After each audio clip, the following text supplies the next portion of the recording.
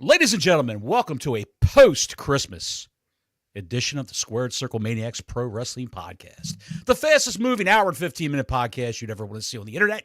My name is Johnny Bottles. To my left, Dr. Don Wade, the net-bearded psychologist. You know him, you love him from Twitter. You can't live without his curt comments and his rapier wit. You like how I said that? It's been great. Yes. It's been fantastic, Don. Is this the Boxing Day edition? Is Boxing Day the day after Christmas? Boxing Day edition. Yes, good call. Yes, that's when you box shit up and the trees, and you've been doing that a lot. And you box stuff up to send back, like when you got that cheese straightener from Aunt Ruth for Christmas, or you got the the underarm hair trimmer from your brother Phil. You can send that back for I don't know, a nice gift card for Amazon or what have you. I'm just spitballing, Don. We have today, Don. We've got our best and worst. Yes, it's going to be our show awards about wrestling, what we liked this year, what we didn't like. I want to thank everybody again for joining. I hope everybody had a Merry Christmas, or if you're in Hanukkah, whatever holiday you celebrate, I hope it's going very well. Had a very good Christmas here at Don Wayne Manor, so it was a very good time. As you can see now, it's all gone. We don't play around here. When it's over, it's over. Take it down and move along with life. This year in wrestling, and I was thinking about this earlier because I haven't been on Twitter much. Hey, look, when it comes to this time of year and I take 2 weeks off, I unwind and I unplug. And I don't watch a whole lot of social media, and I don't keep up with much going on in the world of wrestling. I haven't watched a lick of wrestling, Bottles, not a lick, since our last show. Haven't watched 1 second of it. And I don't feel like I'm missing out on much, especially not in WWE because they're just coasting home. They're coasting right now. I watched Dynamite. Speaking of coasting, I watched Dynamite last night. It was a pre-tape show. It was taped last week. And it's just what you folks, it's just what you think it was. It was absolutely horrendous. But on the other hand, Ricochet is at least becoming a heel from what I can hear and what I see. Why you got to take that away from me? I was just going to say that. What is wrong? Go ahead. Why do you got to take away everything I love? I just saw toiletries hit him in the stain area of his penis. And that's all I saw about it so far. And he was being bombed. Laugh. He was being bombed with toilet paper rolls. The crowd there at the Hammerstein Ballroom were bombing him with toilet paper rolls. They cut the initial salvo out from his entrance. Supposedly, when he got to the middle of the ramp, they were just peppering him with toilet paper rolls. That was cut from the taped program, but they still couldn't cut out during the match where he was being hit in his pelvic region while he was spread eagled on the mat with a roll of toilet paper. I'm not going to go into all the details of Dynamite. It's just what you think it was.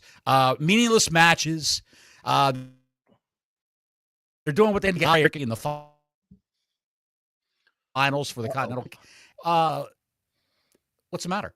I don't know if I broke up or you did, but keep going. I don't know.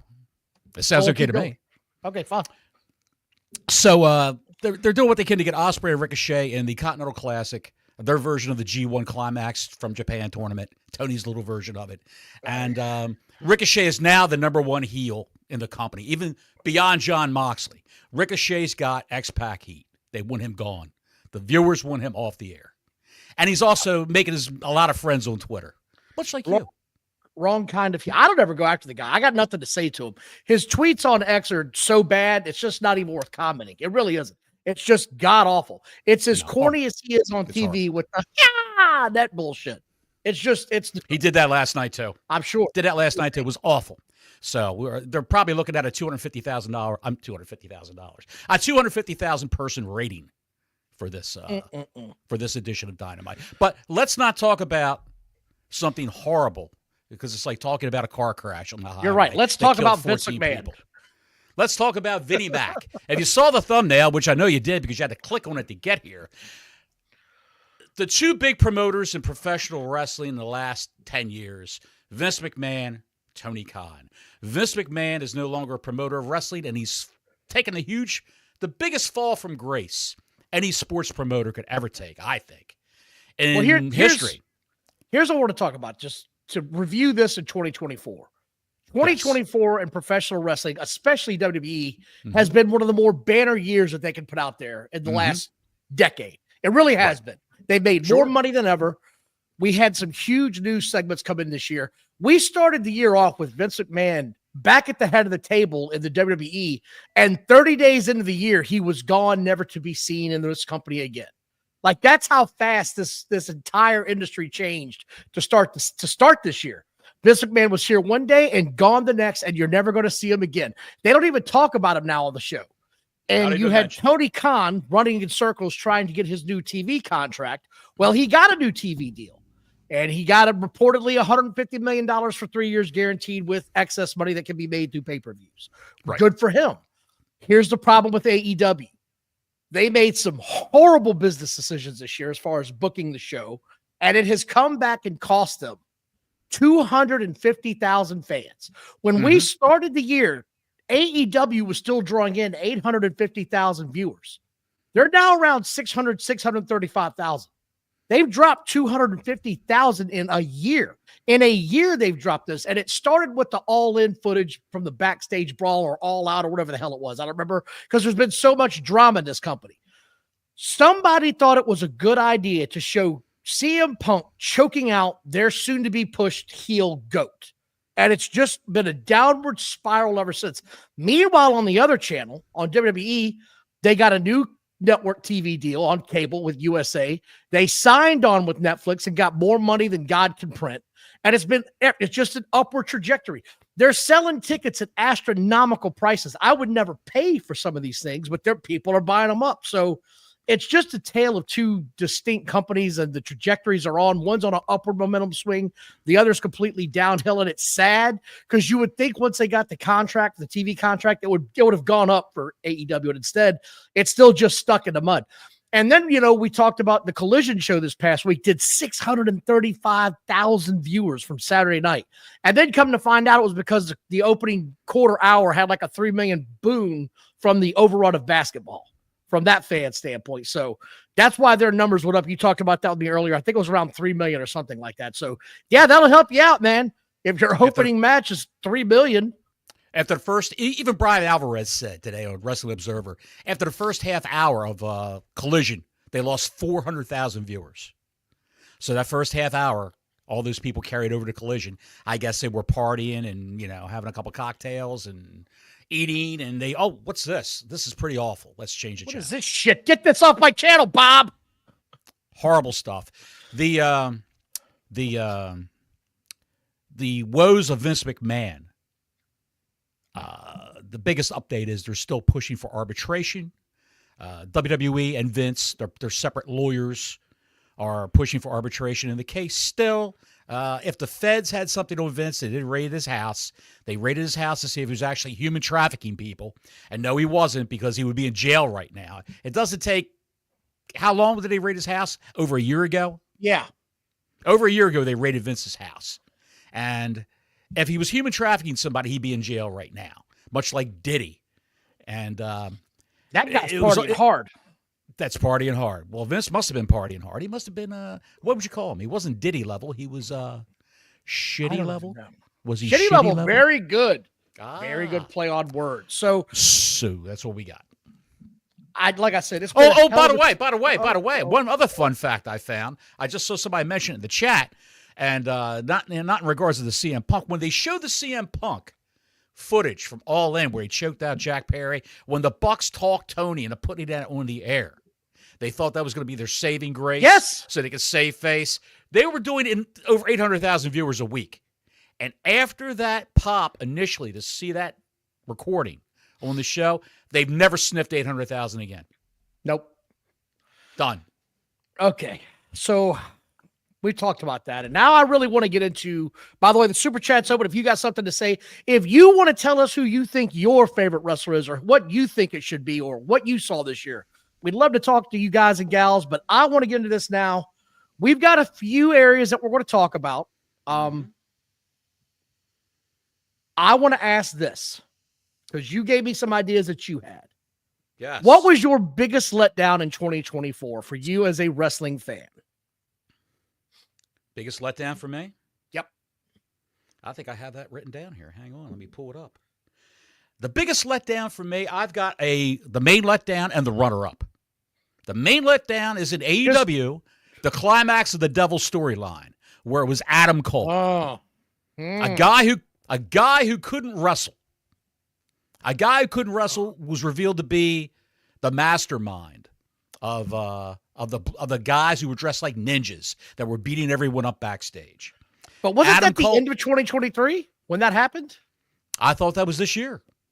I don't know. I think that might have been the end of last year. Oh, well, if that was the end of last year, Don, my number 2, the runner-up, would be the letdown, Mercedes Moné. Ooh, okay. Now you're talking, because that is absolutely this year. And why? Why is Mercedes Moné your biggest letdown this year? That's a good question. That's why. Good-looking girl, doesn't have the gift of gab, as she's proven several times whenever they gave her the microphone on AEW television. Good wrestler, but it turns out she was only a good wrestler with the right opponents from WWE. People she came up with through NXT. Asuka, Charlotte, Becky Lynch, Bayley. They were all great opponents for Sasha Banks. And she did the work of her career in WWE. She's horrible now. Absolutely horrendous. She's they say that your persona in wrestling is your real persona, amplified by cranked up to 10. And you're seeing the real Mercedes Venardo right now in NXT. I mean, not NXT, in AEW. Thinks very highly of herself. She thinks she's the greatest wrestler on the planet. Male or female, she's horrendous. That's all I can say. Absolutely the biggest letdown I've seen, the biggest fall from grace I've seen from a wrestler in a long, long time. She even talked Tony into hiring her personal writer, Jennifer Pepperman, to come in and punch up her promos for her. But if you've got a mumble mouth fool trying to read the King James Bible, it's going to sound horrendous. And that's what you got with Mercedes Moné. Horrendous. Just terrible. Terrible. I don't disagree with anything you just said. I agree with all of it. The Ashen Cavalier says a guy that my 4-year-old nephew could beat up was revealed as the AEW Devil. So, yeah. I got a dog I think could take him. There's no way around it, the AEW Devil storyline. And thank you again for the $5 donation. For the super chat, we appreciate everybody. Hope everybody's going to have a safe new year, by the way. That'll be next week. We will be doing a show on that AEW Dynamite. I'm sure I'll watch it the next day with a splitting hangover. I don't disagree with your pick on that. I can't poke holes with anything you just said. That was a huge letdown. My biggest letdown of the year, yes, is WrestleMania first night was the biggest letdown of the year for me. That first night of WrestleMania had no pop. There was almost nothing going on. The main event had to save it. And specifically, the Jay and Jimmy Uso match was dog water. And the reason that it was such a disappointing issue for me is they had both openly talked about wanting to be on a WrestleMania card facing each other and getting that main event spotlight and getting that time to shine as brothers. And they got the moment. And it didn't only not deliver, but it fell flat on its face in a manner that just killed anything that happened after it. Like they could have had a 5-star burner happen, but it seemed to kill the entire momentum of that show. Nothing about that show, WrestleMania the first night, really got my attention, but the Jimmy and Jay Uso match got all my attention for all the wrong reasons. All the wrong reasons. I thought it was terrible. It could have been done so much better. I wasn't a fan of that.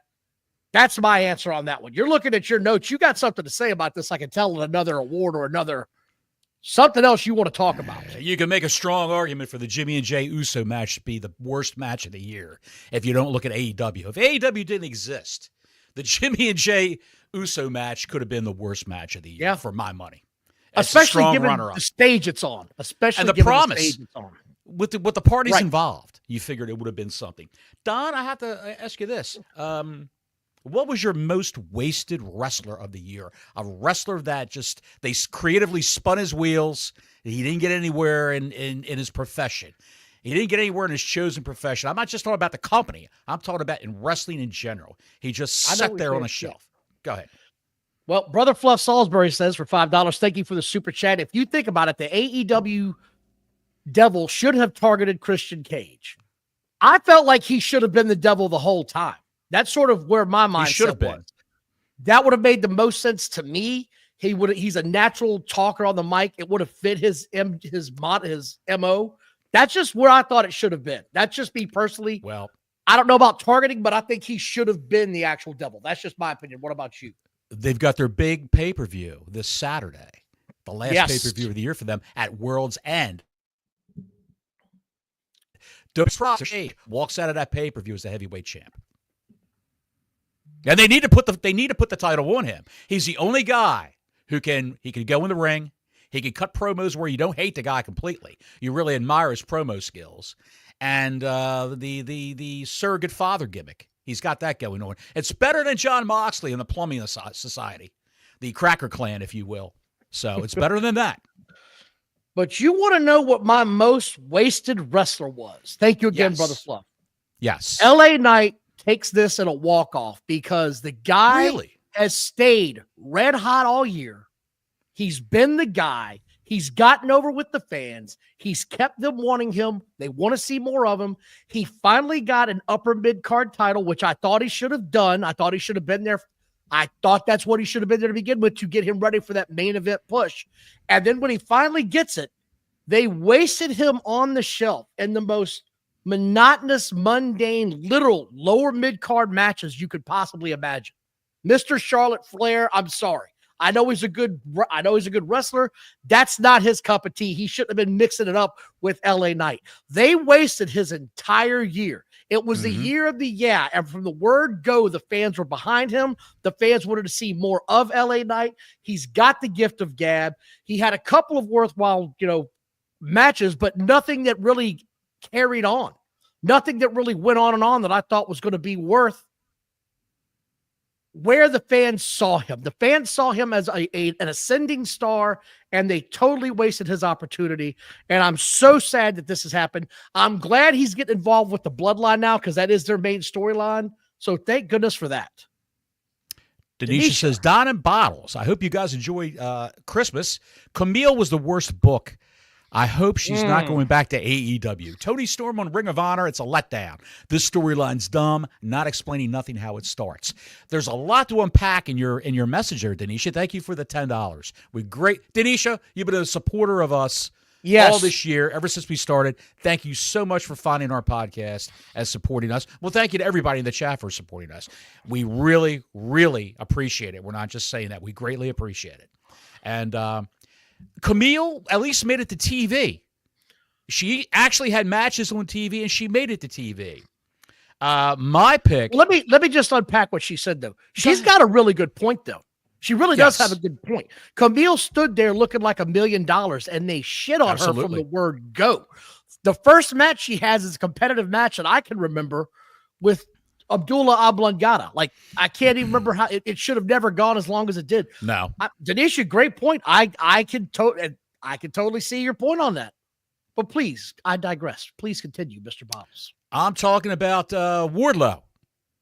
Oh, that's Wardlow. A guy got hurt his knee, healed up, came back, wrestled once on TV in meaningless matches.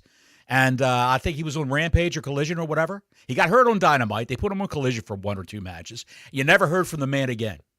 He's the Dave Bautista, the 2000 era Dave Bautista of AEW. And they set him at home because he doesn't like his booking. He's upset. And who can blame the man? But if you're outspoken about it in AEW, the way Tony does things, you're going to sit on the shelf. And my runner-up for that, not having Camille in the conversation, another biggest wasted wrestler is MJF. He's wrestling a yellow, greasy-haired 10-year-old boy at the pay-per-view this Saturday. He's in a meaningless feud with Adam Cole. Now, granted, he's missed a lot of time filming that Adam Sandler Happy Gilmore 2 movie, which, by the way, will not be released in theaters. It's only going to be on Netflix. They released a teaser trailer for it yesterday. MJF is in the teaser. July. He is going to be in he's in the teaser trailer for like a brief second. If you blink, you missed it, because I had to go back and rewind it. And what was Carl Weathers' character's name? Carl. The guy, he had a dummy hand. He had a mannequin hand. Oh, sorry. Yeah. Oh, Chubbs. Chubbs. He's at Chubbs' grave with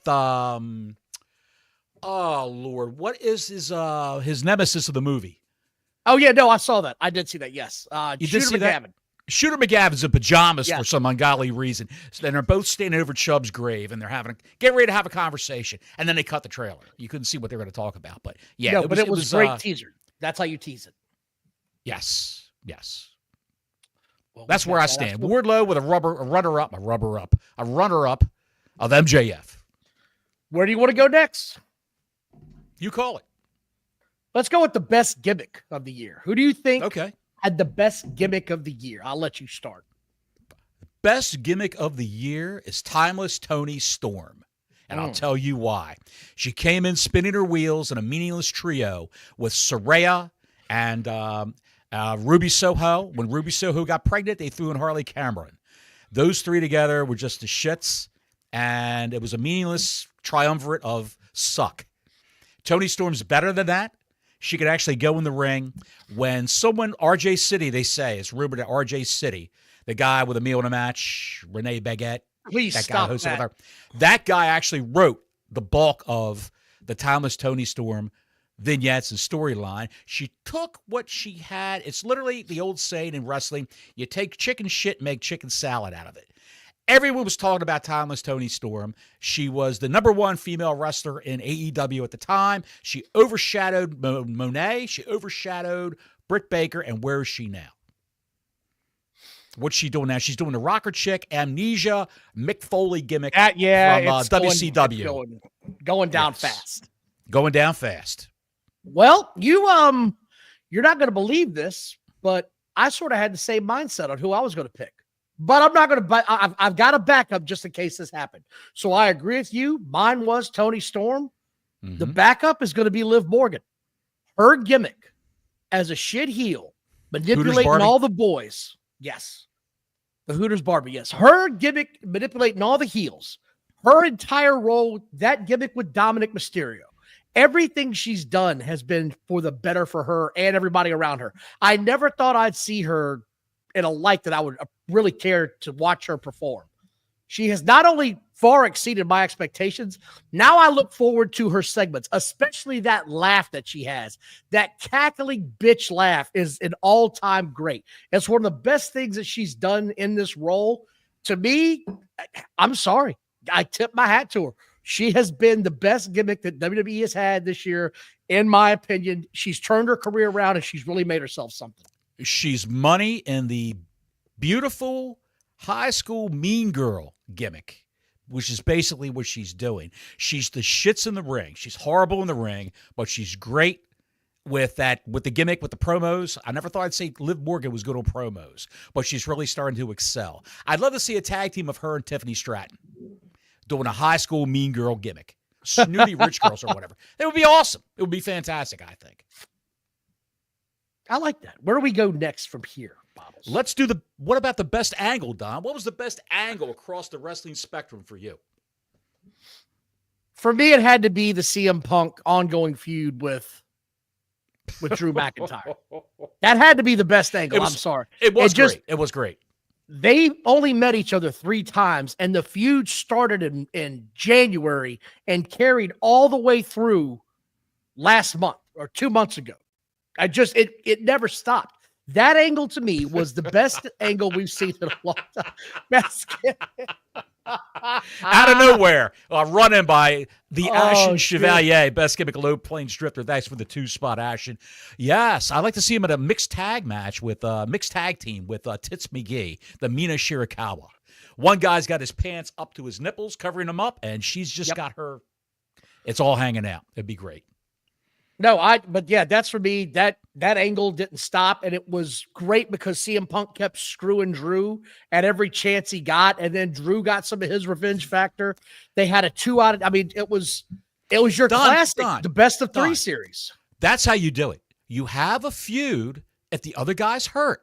You have someone carry the feud on with promos and with the guy who's hurt appearing at the announce table and screwing up the other guy's matches. Yes. That's how you do it. They could have done that with Adam Cole and MJF, but they didn't. Well, I was just going to say, unless you're AEW, then you just tell them to go home and everybody forgets about them for 8 months, which makes no sense. Drew McIntyre had a feud with a guy who couldn't make the air. He couldn't go on the air. He couldn't wrestle. It was fantastic. He carried it, and he did exemplary work, I think. So please. My best angle would be the new bloodline, and I'll tell you why. A lot of people are saying the new bloodline's horrible. Tama Tonga, Tongaloa, all those mooks. Listen, if you're watching SmackDown, the new bloodline angle kept that show afloat for months this year. 4 months. If that wasn't on the part of the program, if it wasn't on there, then I hate to see what the ratings would be. Warrior JWR says, Dodd Bottles, I think TL Hopper had more 5-star matches than Plumber Moxley. The great Tony Anthony, Dirty White Boy, was TL Hopper. Shit. Yes, great guy. Great wrestler. Did that cover all the bottom half? We had the biggest letdown, biggest surprise, best angle, worst angle, best gimmick, most wasted. We didn't do biggest surprise. Okay, all right. What was your biggest surprise?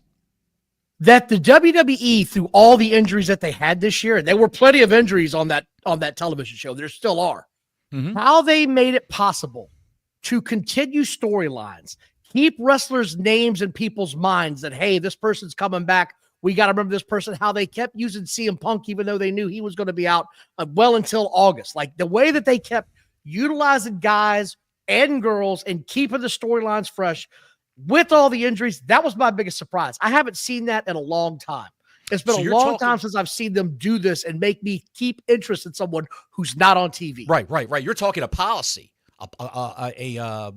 a business policy was your biggest surprise. The way they're doing this is because you don't have an old madman with a Gomez Adams mustache walking in at the last minute right before showtime and ripping up the whole script and writing it on the fly from gorilla position as the show goes on. You don't have that. You've got continuity this time. Storyline continuity from the core cadre of writers that they have. My biggest surprise would be Paul Heyman going through a table on SmackDown.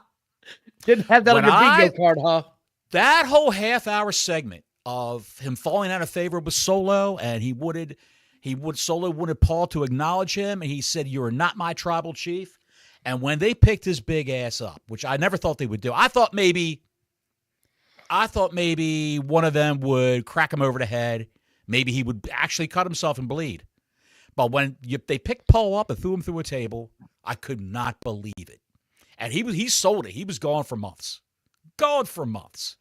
But it was just the video, the visual of him going through a table was just spectacular. And they did that. Heyman took that risk to further the storyline on and get eyes on the product even more so. It was great. Let's see. We did most wasted wrestler, best gimmick, worst angle. Worst angle. Oh, that's the one that we got to cover here. I'll let you go ahead and start this because we might have the same shit here. By the way, thank you everybody for watching. Please like and subscribe. Hit that notifications button on the YouTube channel.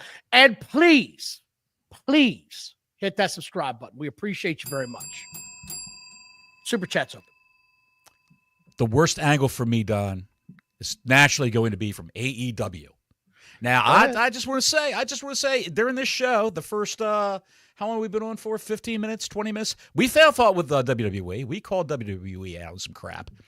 But my worst angle that I've seen in wrestling this year, maybe in the last 5 years, is the Cracker Clan, the Moxley Plumbing Company. Oh, you're going that direction. The Death Riders is the worst thing on wrestling television across all the companies. It's horrendous. When those people come out, the whole show stops. It slows down. And you just hear so many channels changing. You see so many TV sets, people fumbling for the remotes when these people are on there, and the ratings show it. The ratings bear that out. Moxley thinks he's a cross between Colin McGregor and Stone Cold Steve Austin. And it's absolutely the dirt worst. And That's yes, Denisha, what more can you say about it we haven't said? I'm going to. Yes, Denisha, I am excited to see Raw go to Netflix just because I feel like they're sort of on cruise control right now. I believe you're going to get a good SmackDown show, though, tomorrow night because it will be live and the wheels are up and it's time to go. Yeah. My worst angle. by far and away is Chris Jericho's learning tree. It's been the worst thing I think he's ever done, and that's saying something, because he's had plenty of bad ideas. Mm-hmm. It was so bad that he's quickly pivoting away from the learning tree and moving to the King of New York in about a 3-month span. It has been so bad, it has go away heat. No one wants to watch this shit. The Low Plains Drifter has been the best part of this, and that's saying something. Yes. It has just been, like I've said before, Jeff Jarrett, 1996, go away heat. I don't want to see it anymore. I don't want to watch it anymore. I don't want it on my television anymore. I don't understand what the entire process of this was. I don't know what thought process they use. I don't know what it's supposed to be. I don't know what this was supposed to be to begin with. The learning tree. You've got two guys that have been wrestling for years that are well-known commodities. Why is this now a learning tree moment?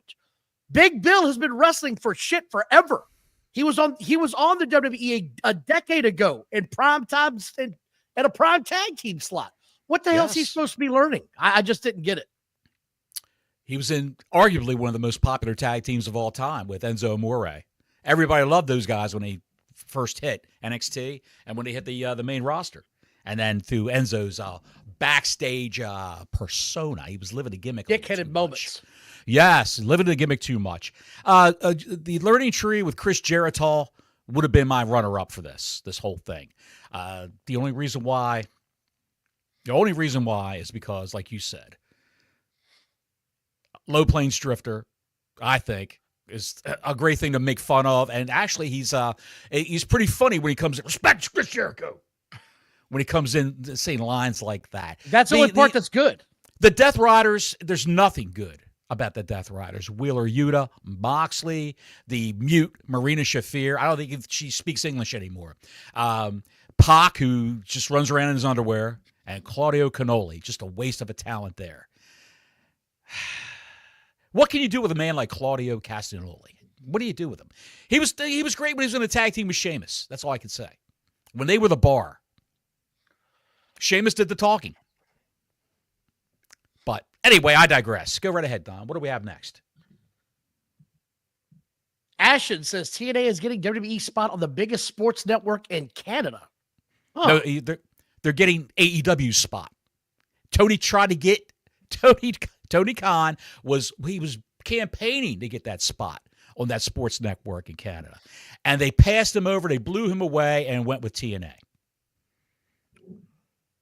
Okay. And Tony's a little hurt about that.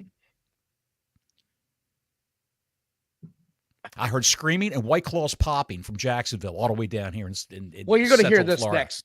The worst match you actually saw this year.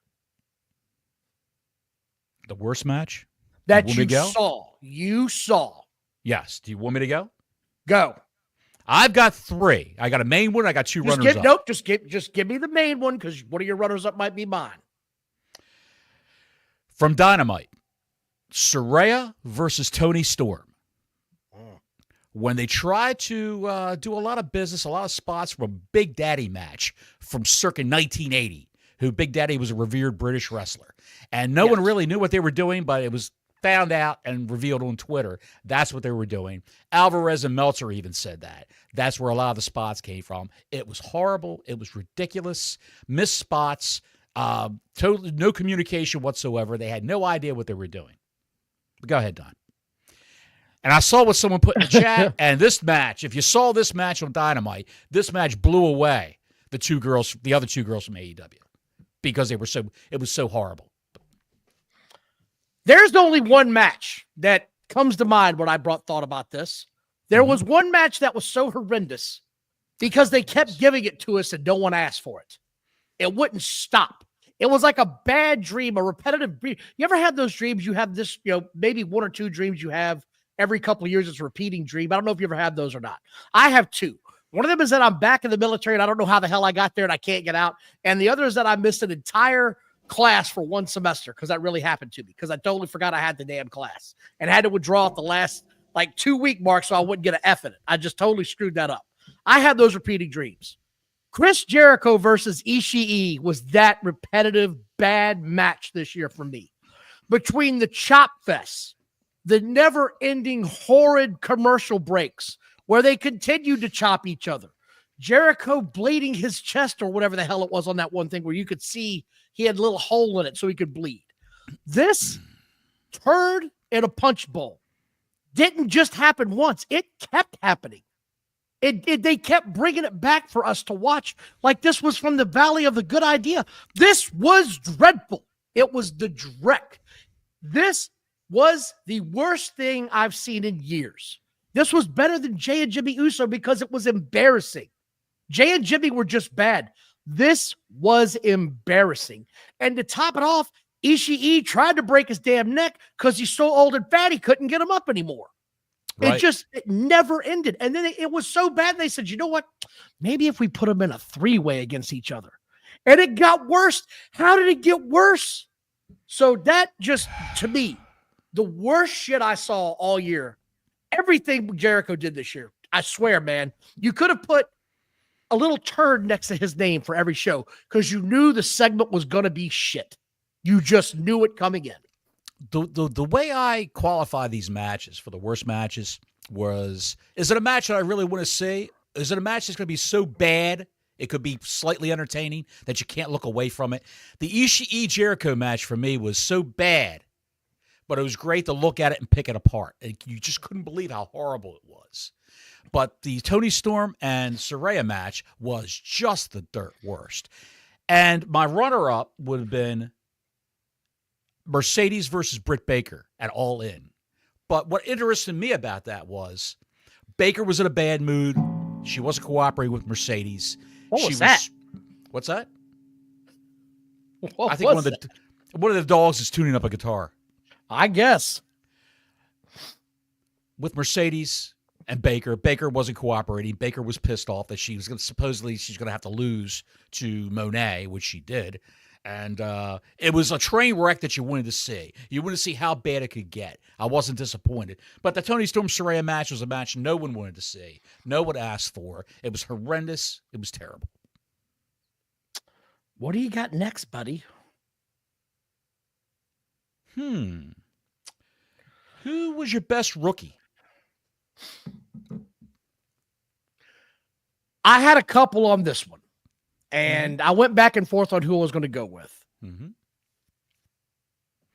I think it's got to be Braun Breaker. I think that guy's ascension this year. Now, I know last year I think he might have been on a couple of the WWE shows, but I sort of look at it like this. I look at it from the MLB perspective. They have call-ups in September and October and late August in baseball, and it doesn't count against your rookie year. So I'm not counting this against his rookie year. As a rookie, he has put Ricochet on the shelf and kicked him out of WWE and won the Intercontinental belt twice. And he did it with with some big stars in the process, right? Yes, he did. Yes, he did. I just feel like Braun Breaker he's the guy moving forward. You can see he is the future of this company. I don't know that this guy does anything wrong. I don't know that I buy into his promos. I buy into the match that he delivers. I buy into his physicality. He had a three-way match that kept me on the edge of my seat, that had me genuinely astounded at how great. I forgot three-way matches could be good. That's how great this guy is. When you get out there with two other guys that are as good as you are, you can have those kind of matches. To me, Braun Breaker, walk away, rookie of the year. What do you say? Three-way matches, great. Intercontinental title twice. Really physical wrestler. Good on promos, fantastic, showed me great stuff. But he was in NXT for a long time. So I don't consider him a rookie if he was at NXT for a long time. I picked a guy who was never in NXT. I picked a guy who's only had a handful of matches. And in every single match, he's excelled and did a hell of a job. And that guy is Logan Paul. A shit heel. You hate the guy. But what? He wasn't a rookie, though. He came on last year. He had pay-per-views. How many matches has he had? Well, look, we're not talking about how many matches. It's how long has he been there. He was main eventing the Saudi show with Roman Reigns last year. Right. Okay. But he's only had a handful of matches. I agree. But all right. I'll taking Logan Paul out of the equation. Taking Logan Paul out of the equation. I'll go with my runner-up, a Braun Breaker. I'll go with that. Okay. For all the reasons I said. All right, I liked it. What do you got next here? Where are we at now? Is it the This is where we're really going to differ. Go ahead. Most improved wrestler, male or female? Most improved. Oh man, I'll let somebody you go who first. was horrible. Somebody who was horrible and really showed you something. As a wrestler, as a professional wrestler. So when we say professional wrestling, it's not just in-ring work, right? No, it's not not. just It's in-ring the work. whole package. The whole It's package. everything going on with them. I Yeah, probably, everything once going again, I'm going to go Liv Morgan. She really brought herself around. I've already mentioned all the reasons why. I don't want to delve back into it, repeat myself. Mhm. That's what I'm going to go with. She really did improve herself. She took her stock up. She made herself relevant.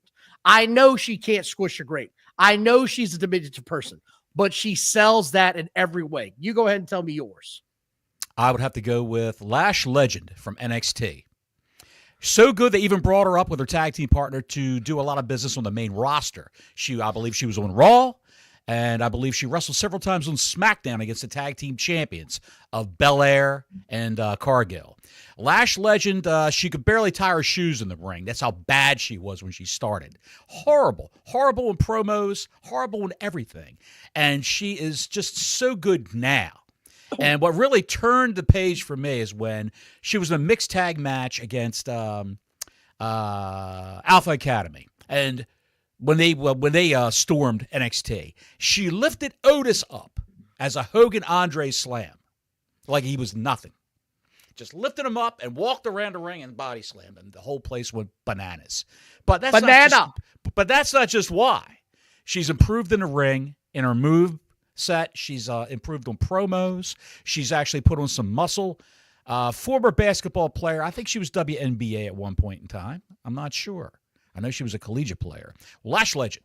That's my pick for most improved. Okay. Because if you saw her when she started, she was the dirt worst. The drizzling shits, as the wrestlers like to say. What was the best wrestling TV show of the year? The TV show. What do you think was the best one of all the brands that are out there right now? I got it right here. The 2-hour Raws. Best wrestling show. The 2-hour Raws. So I think so. Runner-up would be SmackDown. For me. I had it as SmackDown because I'm thinking all the way through the whole year when The Rock was on SmackDown all the time and they were popping 2.65 million. The Bloodline was Wait a red minute, hang hot. on a second. Define all the time. For 4 months, he was out there every Friday. Or No. 3 months, excuse me. That's a quarter of the year. 12 episodes of SmackDown The Rock was on. Yeah. Somewhere in there. It was great. I thought what they did this year with that whole show was great. I thought that was the best part of the show. The Rock was out there. They had millions of people watching.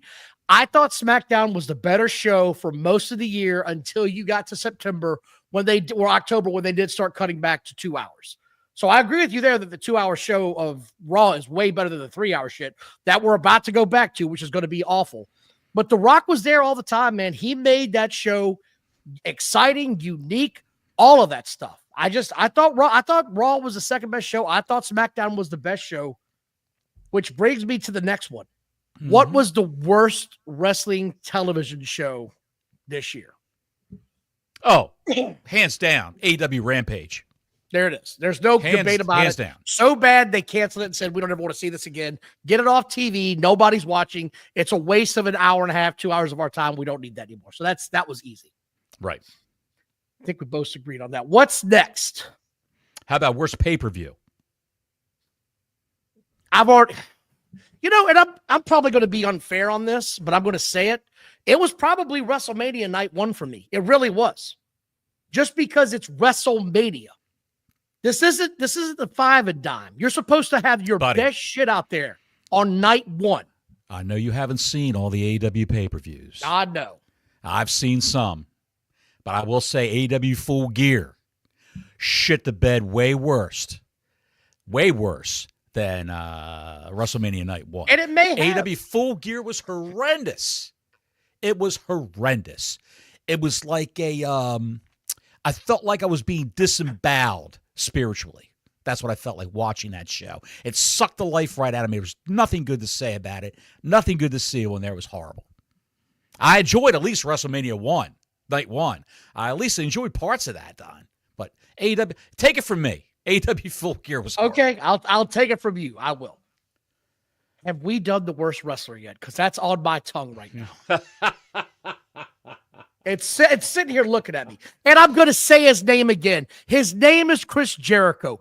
Worst segment, worst gimmick, worst wrestler. Everything Chris Jericho did in 2024 only went to remind you that he's an old man that should not be doing this anymore. Worst wrestler for me, worst gimmick for me, worst everything for me is Chris Jericho in a nutshell. He could walk out of here with all the turd bowls. That was Chris Jericho in a nutshell for the entire 2024 campaign. Nothing, and I mean nothing he's done has worked out in his favor and made him relevant again. Nothing he's done. Tell me when I'm telling lies. You're not telling lies. When they chant, please retire, every time you get into the ring. The crowd chants, the little bit of a crowd that they have left chants, please retire. You know you're doing something really, really wrong. You know you are. The guy shouldn't be on TV. He should just go away for a few months and re-examine what he's doing, get rid of the learning tree, and there's got to be a way to rehab Jericho somehow and to be just a special attraction. Come on TV once a month or what have you. Not every week doing this shtick. It's just, he thinks he's funny, but he's not. There's nothing funny about any of this. My worst wrestler of the year would be Nikita Lyons from NXT. If you've seen Nikita Lyons since she's come back from injury, yes, she's had multiple knee injuries, torn ACLs and MCLs throughout her career in NXT. And she thinks she's some sort of karate kung fu star where she does spinning back kicks. Yeah. Which is, with the weight that she's got on her now, all that's doing is destroying her knees even further. She can't wrestle. She's horrendous. She's not hard on the eyes, but she's a how can I describe her? Portly. She's a cross between Sable and Nia Jax. That's the best way I can describe her. A cross between Sable and Nia Jax. And we've lost Don right now. But that's how I would classify Nikita Lyons as the worst wrestler I've ever seen this year. If you watched her matches on NXT, God, no. Why no? God, no. I'm not wasting my time. And Chris Jericho was my number 2. My number 3 was Moxley. Actually, he was in a tie with Jericho for number 2. John Moxley's horrendous. Terrible. Well, at least Moxley disappeared for a couple of months and I forgot he existed. So that was sort of my thing. But look at him now. I got to tell you now, what was the best pay-per-view or PLE, right? I want to talk about that now because mine was WrestleMania Night 2. It tore the house down between The Rock, the special appearances, Cena showing up, Taker showing up, Cody Rhodes completing his story. The place went nuts. The roof came off. That was, to me, that's what WrestleMania was supposed to be like. And it should be like that on both nights, 1 and 2. Because guess what? We're gearing up for WrestleMania season right now. The lull is over. College football playoffs are here. There's not football every weekend now for college. So now you generally start to see Monday Night Football comes to an end here in a couple of weeks. You usually see them really get those creative gears flowing. I'm looking forward to seeing where this goes. I agree with you. WrestleMania Night 2 was mine. My favorite pay-per-view of the year. My runner-up would have been Royal Rumble. I did enjoy the Royal Rumble. I can see that. Yes, it was good. The only bad part about the Rumble was CM Punk getting hurt again. That was bad. Yeah. We're down to the final 3. I want to know your tag team of the year. Oh, that's easy. I'm not going to say the obvious like most people would. FTR, AEW. FTR is a shadow of their former selves. Shilling for Tony Khan. Doing rah-rah speeches before they have every match on AEW television, whether it's televised or for the fans on who are there live when they go to a commercial. They're horrible now. I would have picked FTR, but they're horrible. Best tag team, I'd have to say Cargo and Belair. Bianca Belair has the same match, the same moveset. She's Ric Flair circa 1989. The same moves, the same match on the house shows and on live events, televised events. The same match, the same moves all the time. Go with what you know. But with the addition of Jade Cargill as her tag team partner, she changed things up a little bit. She helped progress the training of Jade Cargill, and I'm sure she schooled her on the road as to what to do here, what to do there. And I think it was a great tag team, as you call them, the Stallions. The Stallions. Yes. And my number 2 pick, this was my first pick until I decided Belair and Cargill. My first pick was Fraxium from NXT. If you've ever seen a Fraxium match, Nathan Frazier. I actually have seen them. I have. Nathan Frazier is a generational talent, man. He's unbelievable. He's fantastic. And I can't wait till they move him up to the main roster. Puts on exciting matches, but I just hope he doesn't blow his knees out doing some of the shit that he does. Here we go. What was yours? Thank you all for watching. Please like and subscribe. Hit that notifications button. Super chat is open. I wrote down for my tag team of the year, none of these son of a bitches deserve it. None of them. Because it was all plotting. I can't remember the last tag match I watched where I was enthralled with it. Tag team has become a dead issue in professional wrestling, in my opinion. You don't get good tag teams. You don't get the Midnight Expresses anymore, the British Bulldogs. You don't see those tag teams. Yes. And it hurts the business extreme, because if you've ever seen one of those teams, it is absolutely some of the best wrestling that you can get out there. This has just been painful to watch all these companies lose great tag teams. FTR's gone to shit. They're not relevant anymore. You can't really say they were in the running for it. The Bucks are a joke. I have gotten to the point where I can't stand tag team wrestling anymore. It's unwatchable, in my opinion. What's ruined it for you, though? What has ruined it for you? The Just lack of actual... the slapdash teams? Yeah. The teams that just get randomly put together, the titles not meaning anything. They're hot potato titles that don't mean shit in any company. The PP group has the title now at AEW, and no one cares.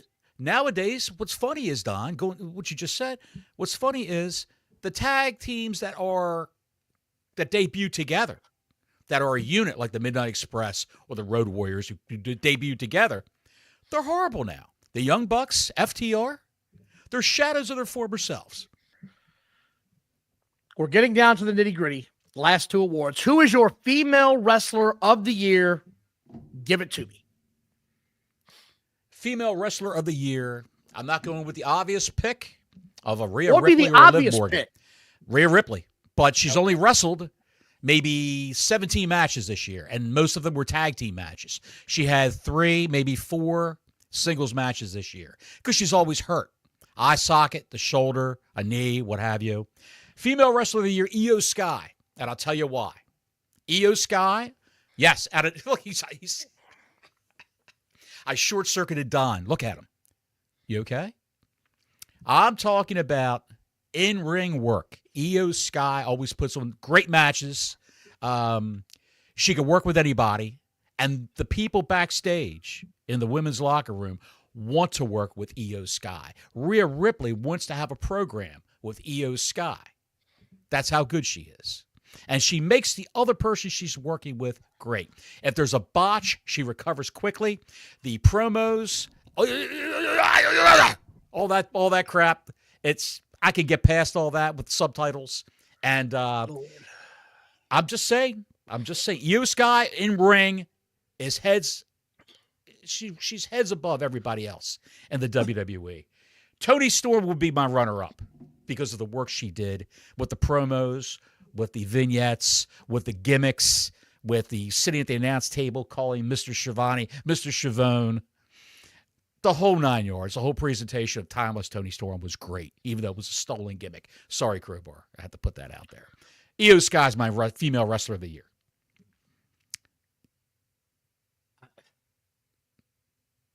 My brain hurts. Everything in me is dying slowly. I am shocked by your decision on this. What, Liv Morgan? Liv Morgan? Liv Morgan can barely wrestle. Liv Morgan can barely wrestle. I don't care. She's okay. Io Sky can't cut a promo. I understand that, but she makes up with it with the in-ring. No. The only reason why I didn't give it to anyone, I would have gave it to Asuka if she would have been working this year, but she got jacked up physically, so she's missed babes virtually the entire year. The female wrestler of the year, like it or not, is Rhea Ripley. Like it or not. I don't care that she's only wrestled 17 times. She is a star. When she walks out to the ring, the place goes insane. She can cut promos and she can deliver a quality match. I don't care that she's missed a lot of the year. It doesn't matter. No one is close to her that is currently wrestling. Not even Toni Storm. You're seeing Toni Storm in this new gimmick go to shit. So like it or not, until somebody else with the look that's just as over comes along, she will continue to win Female Wrestler of the Year unless she misses an entire year. Because even when she came out in a mask, she looked badass. The first mask was horrible, but when she came out, it felt like that horrible cage match picked up business. She's the Wrestler of the Year, bar none, female-wise. I'm just saying 17 matches, and it was mostly all tag matches. Are you going to cage side constantly shit and looking at their votes? No. I had to go back and research Rhea Ripley, how many times she wrestled this year, which was excruciating because I didn't want to go to cage side, cagematch.com, or the Internet Wrestling Database. I didn't want to go to any of that. But eventually I had to go to the Internet Wrestling Database to see how many times she actually wrestled and who she wrestled. She was protected in tag matches because she was always hurt. She had 4 singles matches on the main roster, and it was all the Judgment Day. It's all the Judgment Day. Technically, it's Liv Morgan. The first match she had this year was against singles match was against Ivy Nile for the women's heavyweight championship. She had that on Raw.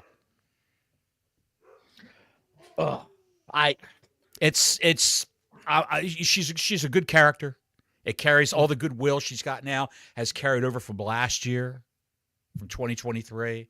And Scott, just feuding with the Judgment Day, spinning her wheels as the Terror Twin with Damian Priest. The Judgment Day, I hope somehow they break these people up or split them off into 2 different groups or whatever. I'm just tired of it. Tired of the whole Judgment Day gimmick. But hopefully with Finn Balor and an influx of other people coming up from NXT to join the Judgment Day, maybe they'll make it more interesting for me, that is. But go ahead, Don. Now it's time for the main event. Your male wrestler of the year, please give it to me. Male wrestler of the year for me? Yep. It was a tough choice, a very tough choice.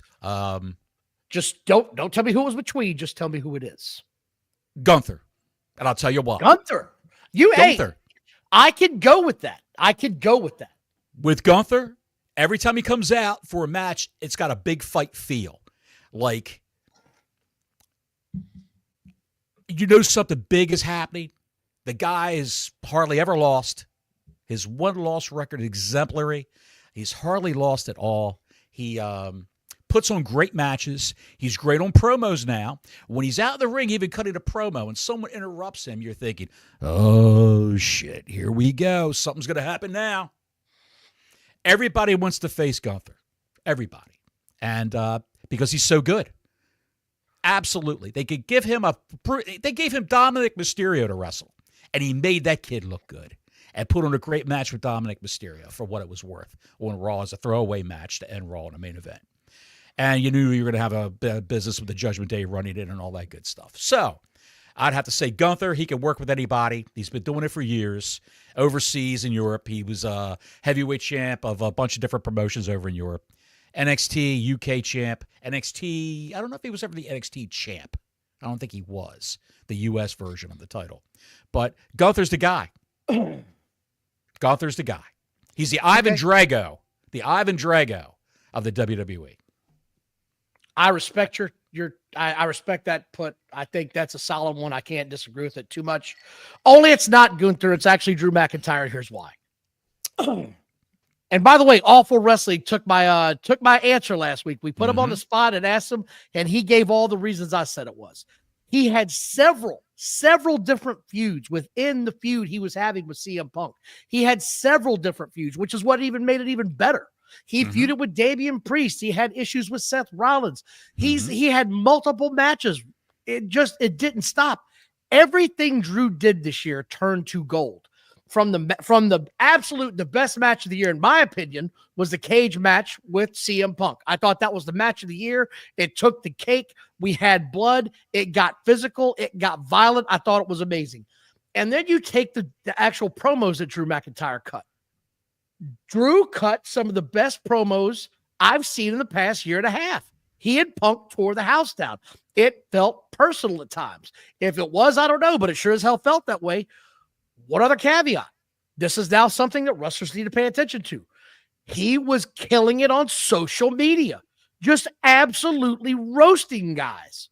I thought everything Drew McIntyre did this year turned to gold. 5-star review. Everything Drew did was just over the top for me. I thought it was amazing. I thought it was absolutely amazing. My wrestler of the year, 2024, walk off. And that's all I got, Bottles, on the year in review. Drew McIntyre, for me, has got the stink of the Vince McMahon era all over him. All over him. He rips it off. I got tired of seeing him. I got tired of seeing his matches. I got tired of all that. The promos, the case he made for being screwed over by the company over and over again in storyline won me over. I could see that. But the matches with Drew McIntyre is, who's he wrestling? Dominic Mysterio. Okay, I'm going to go make a sandwich. I'll be right back. That sort of thing. Nothing to see there as far as I'm concerned. Promo's good. If CM Punk's doing commentary during one of his matches, I'll sit down and watch that. Definitely. Because you know something's going to happen. But just a regular match with Drew McIntyre facing some bum on Raw or SmackDown, totally not interested in that whatsoever. He put a picture up with Jack Perry and him standing. That's not a match. That's not a match. I love all that. I love all that. That was fantastic. I love all that. Just the match. There's more than just the match. To me, wrestling, the sizzle is always more important than the actual steak taste to me. The sizzle matters more. You've got to draw these people into the arena. Drew did a great job with that. I don't know how you can dislike the cage match he had with CM Punk. I thought that was amazing. I didn't dislike it. I didn't say I didn't like it. One thing we didn't talk about was match of the year. I told you mine, and that's why. And this is why I didn't want to talk about it, because that's why that was my match of the year. Mm-hmm. It mattered. It was the blow-off match. Everything that wrestling should be about had this in it. Mm-hmm. The toolboxes, the blood, the cage, everything mattered in this match. I love this match from start to finish. What did you have? Roosh versus John Moxley from Dynamite. I will sign off on that note. That was a good match, though, because he was so stiff with Moxley. Moxley couldn't believe it. He was just chopping and slapping the shit out of Moxley. Dropped him on his head several times because Moxley wouldn't go up for a power bomb. It was glorious. Glorious to see. I can't help you anymore. I do want to say we'll be back next Thursday with our regularly scheduled program. We might be. You don't think so? You never know. I'm going to be here. You better be here. We're going to talk about the AEW Dynamite show. Might watch a little bit of Raw this week, see if that's any good. This is the last show they're going to have that's not on Netflix. I'm looking forward to that. There's two pieces of business I want to ask you about real quick. What's that? Did you see the rumored opponent for one Mr. John Cena at his last WrestleMania? I saw a picture of him and his rumored opponent on the internet. Logan Paul. Logan Paul is rumored to be the guy that is going to retire John Cena. And how apropos would that be that one of the biggest heels we've had in the past, 5-6 years comes along and he's going to be the guy that has that match? I can see it, and it makes sense. Will they do it at WrestleMania or will they do it on Netflix, Don? Because Logan Paul is a member of the Raw roster now on Netflix. No, they're saying it's going to be WrestleMania. That's what they're saying. WrestleMania is going to be the place. I think you'll even see John Cena in wrestling someone from NXT. I think you'll see John Cena work all the shows. He'll be on Raw. He'll be on NXT. He'll be on SmackDown, wrestling a lot of young guys. That's what I think. People he's never wrestled before. Something different, I think. And did you hear the latest? JBL's been around a lot here lately. He's been all over the place. He's got a podcast. He's doing pretty well. Sure. But there was a story that The Undertaker was telling on his podcast about how JBL got that title run. Did you hear about it? No, I didn't hear that. they were talking about, Undertaker's talking about when JBL gets out, and apparently he cut a scathing promo on The Undertaker leading up to WrestleMania because I don't believe he was a champion at the time. And apparently it was so good that Undertaker said to Vince McMahon, I think we got to have a title swap. Vince McMahon said, yeah, I think we do too. So, I mean, it just goes to show you there's a reason that The Undertaker has all the respect in the world from those guys backstage. And just another reason why he could see it was JBL's time to shine as a heel, and he let him run with it. So I just want to, if you didn't see that, it was worth watching. I thought it was pretty cool. Hang on 1 second. I had a little just my 2 cents on that one as I tried to desperately plug this in before it dies. Have you heard that the people from Australia, where they're having the AEW Grand Slam at the Brisbane Entertainment Center, they have no idea what AEW is because the advertising for it has spelled AWE. Oh my God. Oh, it's wrestling. It's wrestling. It's wrestling, man. I'm going to share this real quick. Hang on a second. That's sad. AWE Grand Slam, everybody. Oh my goodness. A nationally televised ad down in That's sad, man. That's sad. But I want to thank everybody again tonight. Please like and subscribe. Hit the notifications button because I do know one guy that's going to make sure he has, he would have had a very good Wait a second. We skipped one thing. What thing? Best commentator. Joe Tessitore. You really think so? Yeah. Over Michael Cole? Over Michael Cole. Yeah. Sorry. I've seen enough. Already.